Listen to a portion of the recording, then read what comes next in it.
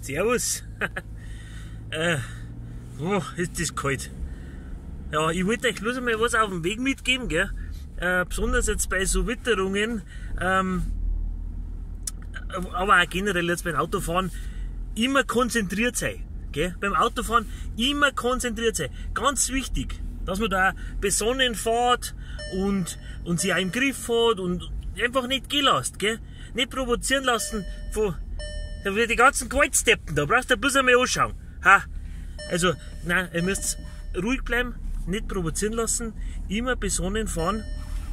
Weil als Autofahrer manchmal kommst du davor wie eine Banane. Gell? Nur Affen rundum. Aber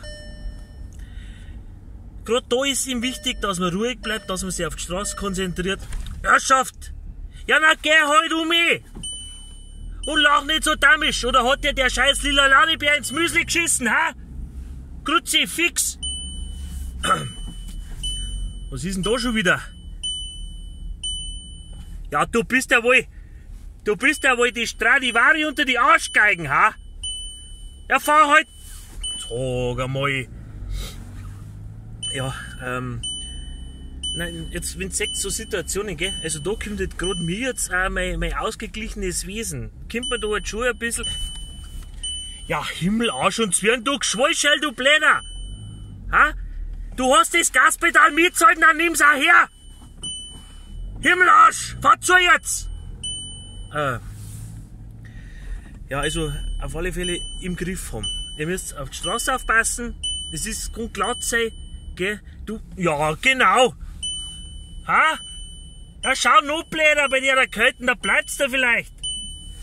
Ihr braucht so ein Fingerspitzengefühl, gell? Auch in so einem Verkehr, ihr braucht so ein Fingerspitzengefühl.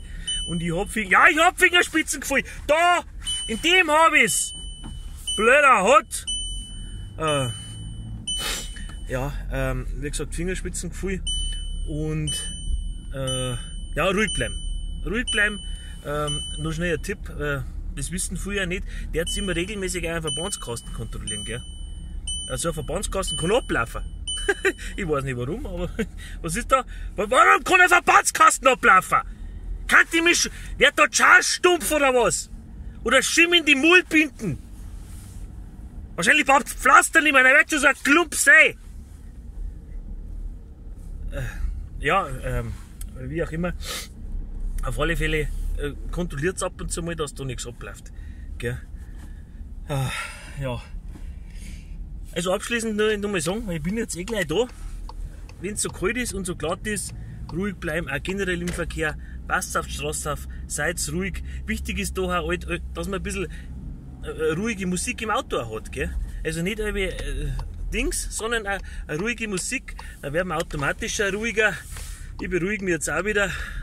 Und dann habe ich es jetzt gell.